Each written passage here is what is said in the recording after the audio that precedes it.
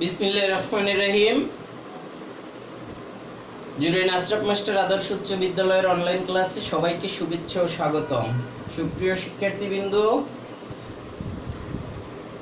তোমরা সবাই কেমন আছো? দেখো, আজকের পাঠ পরিচিতি শ্রেণী অষ্টম, বিষয় বিজ্ঞান, অধ্যায় সপ্তম। আমরা সপ্তম অধ্যায় পৃথিবী ও মহাকর্ষ এই বিষয়ে আজকে পড়ব। তো আমরা আমাদের মূল পড়ালেখায় চলে যাই। তোমরা সবাই রেডি তো? আচ্ছা, আমরা এখন একটা ভিডিও দেখব। দেখো ভিডিওটায় কি আছে, খুবই মনোযোগ সহকারে দেখবে ভিডিওটা। দেখো ভিডিওটা চালু হচ্ছে, একটু সময় লাগছে।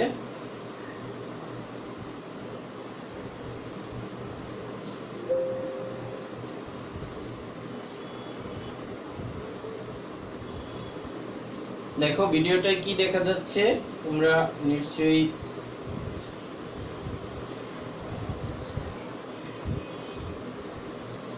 দেখো।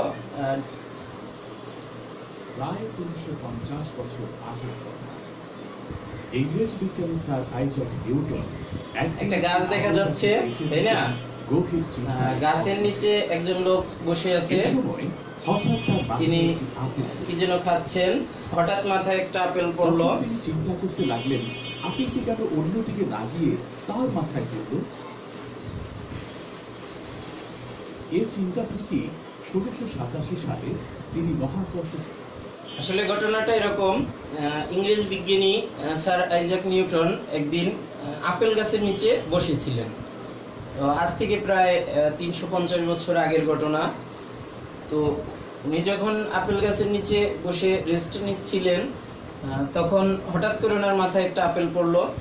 তো স্বভাবতই একটা কৌতূহল জাগলো মনের ভিতরে যে আপেলটা কেন তার মাথার উপর পড়লো, এটা কেন বাঁকা হয়ে কোনো দিকে গেল না কেন, বা উপরে চলে গেল না কেন, পাশে পড়লো না কেন, সোজা বরাবর নিচে আসলো কেন, এটা নিয়ে উনি অনেক কৌতূহল জাগলো। তারপরে উনি যেটা আবিষ্কার করলো,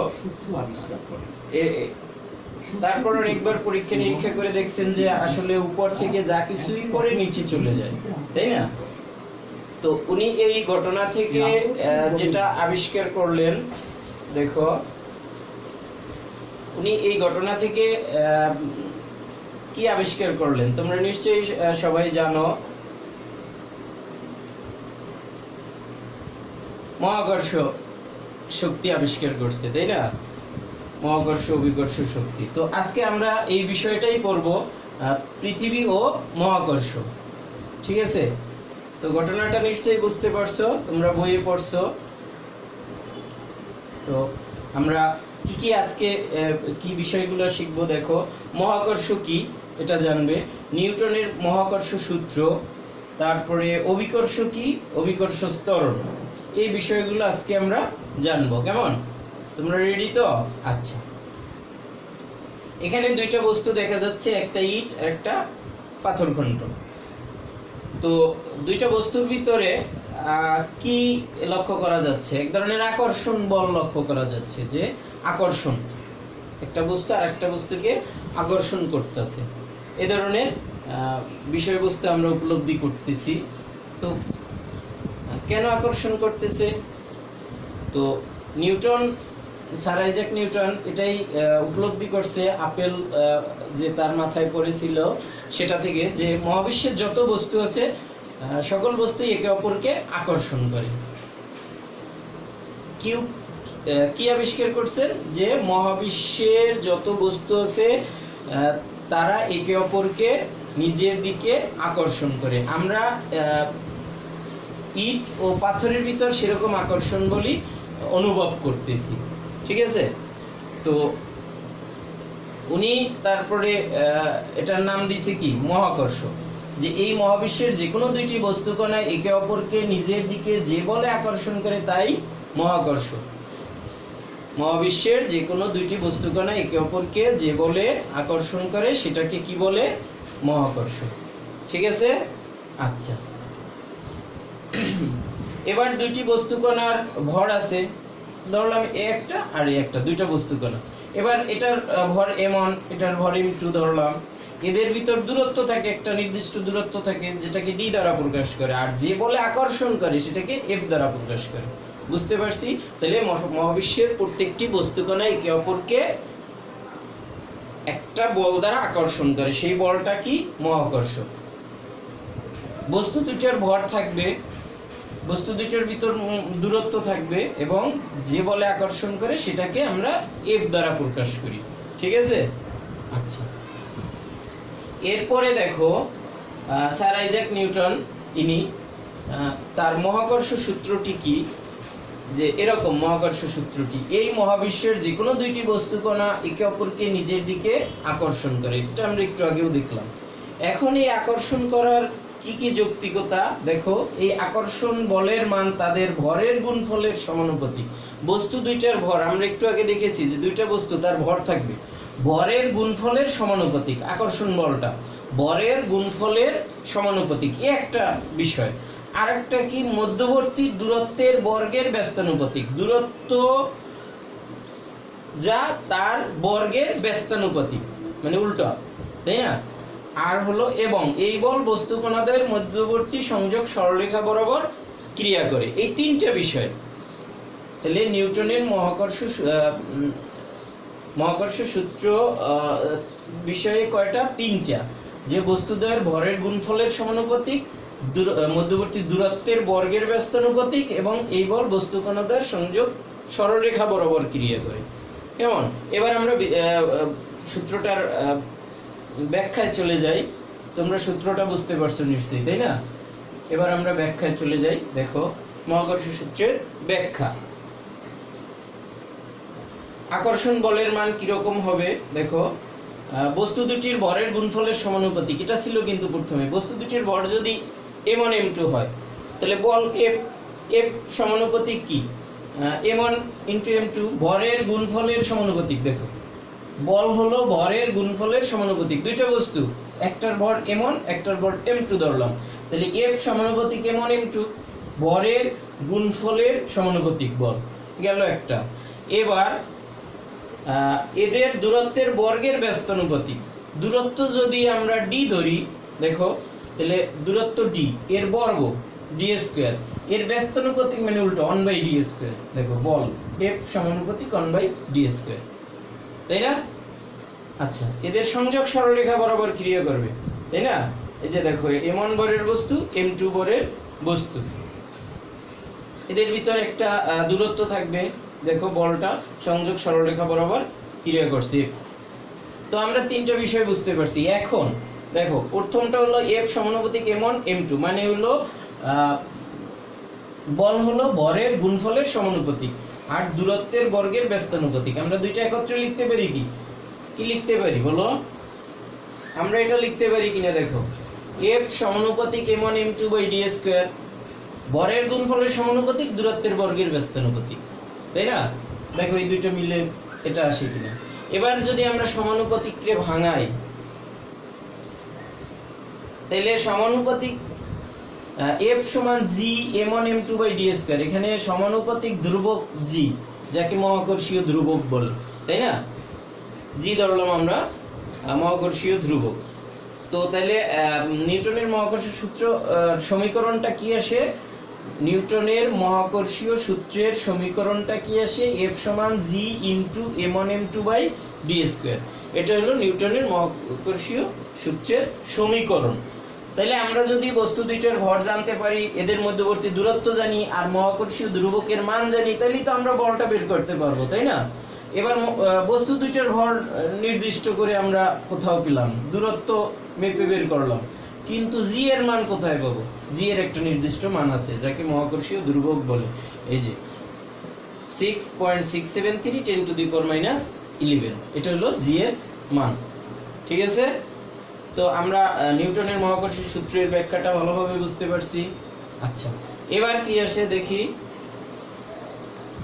এখানে একটা ছেলে খেলা করতেছে, দেখো উনি ছেলেটা কোথায় আসতেছে? পৃথিবী পৃষ্ঠে চলে আসছে, তাই না? পৃথিবী পৃষ্ঠে এসে বল নিয়ে খেলা করতেছে, বলটাকে যতই পা দিয়ে বাড়ি দিচ্ছে উপরে যাচ্ছে আবার নিচে পড়ে যাচ্ছে, উপরে যাচ্ছে আবার নিচে পড়ছে, উপরে যাচ্ছে আবার নিচে পড়ছে, বারবার কি নিচের দিকে যাচ্ছে। কেন যাচ্ছে নিচের দিকে, তাই না? এটা থেকে আমরা কি বুঝতে পারি? ওই যে মহাকর্ষ বল, তাই না, একে অপরকে নিজের দিকে আকর্ষণ করে। আচ্ছা, এবার আরেকটা ঘটনা দেখি। দেখো, একটা ছেলে ছাদের উপর দাঁড়িয়ে আছে একটা বল নিয়ে, বলটা ফেলে দিল, হাত থেকে তার বলটা ফেলে দিল। দেখো, ফেলে দেওয়ার পর এটা মাটিতে পড়লো। দুইটা ঘটনার ভিতর মিল আছে, তাই না? যে দুইটা ঘটনাই বস্তুটাকে নিচের দিকে টানতেছে, তাই না? পৃথিবী নিচের দিকে টানতেছে। তাহলে এই ঘটনাটাকে কি বলে? দেখো, তোমরা কেউ বলতে পারো এই ঘটনাটাকে। এবার দেখো আরেকটা ঘটনা, ওই যে সেই একই ঘটনা, নিউটন আপেল গাছের নিচে বসেছিলেন, আপেল নিচে পড়তেছে, তাই না? তাহলে তিনটা ঘটনার একই রেজাল্ট, যে নিচের দিকে যাচ্ছে, পৃথিবীর দিকে যাচ্ছে। তাহলে আমরা এটাকে কি বলতে পারি? দেখো, এটাকে আমরা বলতে পারি অভিকর্ষ। এটাকে আমরা বলতে পারি অভিকর্ষ। একটু আগে আমরা পড়েছি মহাকর্ষ, এখন হলো অভিকর্ষ। মানে পৃথিবী কোনো বস্তুকে তার নিজের দিকে যে বলে টানে সেটাকে কি বলে? অভিকর্ষ। বুঝতে পারছি? পৃথিবীর সাথে কোনো বস্তুর যে আকর্ষণ সেটা হলো অভিকর্ষ। তাইলে অভিকর্ষ কি? দেখো, যে কোনো বস্তুর উপর পৃথিবীর আকর্ষণকে অভিকর্ষ বলে। মহাবিশ্বের যে কোনো দুইটা বস্তুর মধ্যে আকর্ষণ হলো মহাকর্ষ, কিন্তু দুইটা বস্তুর যদি একটা পৃথিবী হয় তাহলে সেটা অভিকর্ষ হয়ে যাবে। ঠিক আছে? এবার দেখি নিচের ঘটনাটি লক্ষ্য করো। একটা ছেলে ছাদে দাঁড়িয়ে আছে, বল হাতে, বলটাকে ফেলে দিল। দেখো ঘটনাটা কি আছে, বলটাকে ফেলে দিল, ফেলে দিয়ে এটা মাটিতে পড়লো। আবার খেয়াল করো, বলটা যখন পড়লো তখন আস্তে আস্তে, কিন্তু যত নিচে যাচ্ছে তত তার বেগ বৃদ্ধি পাচ্ছে, তাই না? এটা কিন্তু আমরা ঘটনা থেকে লক্ষ্য করলাম। বলটা যখন ফেলে দিল তার হাত থেকে তখন আস্তে আস্তে পড়তেছিল, যত নিচে যাচ্ছে তার বেগ বৃদ্ধি পেতেছিল। কেন? বলটি পড়ার সময় গতিবেগের কি কোনো পরিবর্তন হয়েছে? অবশ্যই হয়েছে। যখন ফেলে দেওয়া হয়েছে তখন আস্তে আস্তে, যখন যত নিচে যাচ্ছে তত তার বেগ বৃদ্ধি পাচ্ছে, তাই না? গতিবেগের এই পরিবর্তন কেন হচ্ছে? অভিকর্ষ বলের জন্য। পৃথিবী যে বল দ্বারা তার নিজের দিকে কোনো বস্তুকে টানে সেটাই হলো অভিকর্ষ। একটু আগে আমরা পড়েছি, তাই না? তো তাহলে এটা অভিকর্ষ বলের জন্য, রাইট? আচ্ছা, বেগের এই পরিবর্তনের হারকে কি বলে? প্রথমে কম ছিল, তারপরে আবার বাড়ছে, তারপর আবার বাড়ছে, তারপর আবার বাড়ছে, তাই না? শেষ পর্যন্ত গিয়ে একেবারে বৃদ্ধি পেয়েছে। তোমরা একটা বাস্তব জগতে দেখো, তুমি ছাদে দাঁড়িয়ে আছো, একটা ইট ফেলাইলা।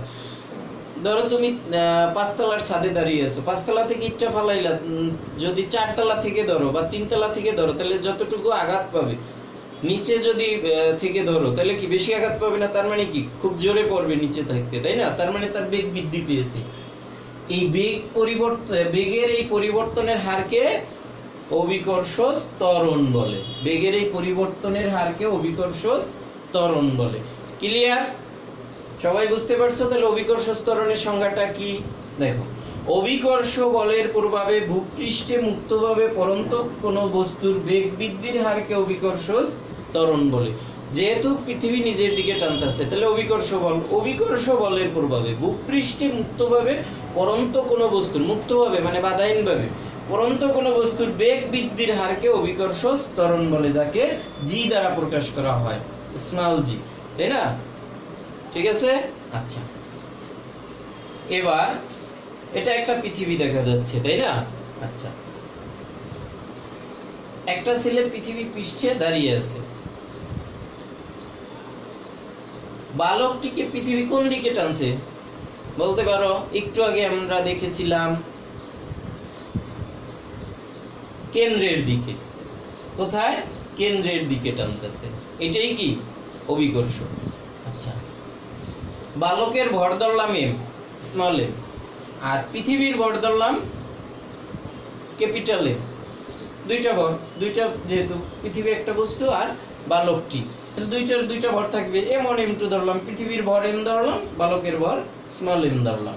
আচ্ছা, এবার পৃথিবীর ব্যাসার্ধ d ধরলাম, তাই না? তাহলে বালকের উপর প্রযুক্ত অভিকর্ষ বল F সমান mg, তাই না? বল F সমান অভিকর্ষ বল F সমান mg, ভর গুণ অভিকর্ষ ত্বরণ, বালকের ভর আর যে বল দ্বারা তাকে টানতাছে অভিকর্ষ ত্বরণ, তাই না? তাহলে অভিকর্ষ বল কত? F সমান mg। আমরা মহাকর্ষীয় সূত্রতে পেয়েছিলাম F সমান কি? এটা পেয়েছিলাম না, gmm/d²। আচ্ছা, তাহলে F এর মান mg এখানে বসিয়ে দেই, তাহলে কি আসে দেখো, mg = gmm/d²। এবার এই বালকের ভর বাদ দিয়ে দেই mm, তাহলে g = কি? gm/d²। তার মানে g হলো মহাকর্ষীয় ধ্রুবক, m হলো পৃথিবীর ভর, d হলো ব্যাসার্ধ, পৃথিবীর ব্যাসার্ধ।